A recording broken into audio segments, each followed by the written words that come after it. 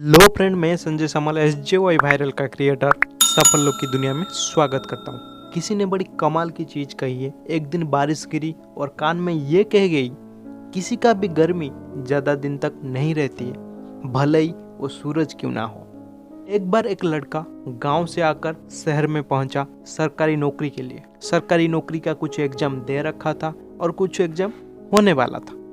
एक दिन खुशी की बात यह हुआ कि उसके पास एक कॉल आया, वो भी इंटरव्यू के लिए। उसको अगले ही दिन इंटरव्यू के लिए जाना था, लेकिन समस्या ये थी कि उसके पास पैसा नहीं था। उसने अपनी पूरा कमरा ढूंढा, मुश्किल से उसको 50 रुपया मिला। गरीब परिवार का लड़का, पढ़ाई का खर्चा, शहर का खर्चा और ऊपर से दोस्त के पास उधार ले रखा था जो वो मांग नहीं सकता है। अगली सुबह हिम्मत करके अपना अच्छा कपड़ा पहन के बस स्टैंड की तरफ से चला गया और ये सोचा कुछ ना कुछ तो कर लूंगा। ऊपर वालों को धन्यवाद दे रहा था और ये सोचता था कि क्या कर दिया मेरे साथ। लड़कों को ये लग रहा था कि आज कोई ना कोई मुझे लिफ्ट दे देगा या फिर अपना कोई जाने पहचान वाला मिल जाएंगे और मैं इंटरव्यू देकर आ जाऊंगा। लड़का जाके बस स्टैंड पर पहुंचा, लेकिन वहां से कोई जाना पहचान वाला नहीं दिखे। लड़का बहुत निराश हुआ और बस स्टैंड से बाहर निकला। बस स्टैंड के बाहर आने से थोड़ी देर बाद उसको एक मंदिर दिखा। वो गरीब लड़का मंदिर चला जाता है और हाथ जोड़ के विनती करता है कि हे भगवान, तू ही मुझे बचा सकता है इस समस्या से। जब वो लड़का ये विनती करके मंदिर से लौट रहा था, उसको सीढ़ी में से एक फकीर देखा और उस फकीर का कटोरी में बहुत सारे पैसे थे। फिर से वो भगवान की तरफ से देखा और बोला, वाह क्या कमाल है, जिसके पास होना चाहिए उसको नहीं देता है, जिसके पास नहीं होना चाहिए उसको देता है। फकीर सब समझ जाता है और बोलता है, क्या समस्या है, क्या मैं मदद कर सकता हूँ तुम्हें। तब लड़का जवाब देता है, बाबा आप क्या मदद कर सकते हो, आप खुद मांग के कमा रहे हो।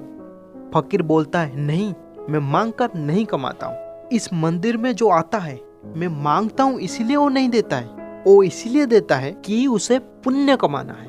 मैं तुम्हें मदद कर सकता हूँ, बात क्या है। लड़का कहता है कि 500 रुपया चाहिए कम से कम, क्योंकि मुझे इंटरव्यू के लिए जाना है। फकीर कहता है, ठीक है, इस पैसे को ले जाओ, मुझे जरूरत नहीं है। एक टाइम खाना खाता हूँ और तबीयत खराब है, थोड़ी सी दवाई लेता हूँ और शाम को जितना भी पैसा मेरे पास बचता है मंदिर के दान बॉक्स में डाल देता हूँ। लड़का विश्वास करके वो पैसा ले जाता है और ये बोलता है कि बाबा मेरे पास जब पैसा हो जाएगा मैं लौटाने के लिए जरूर आऊंगा।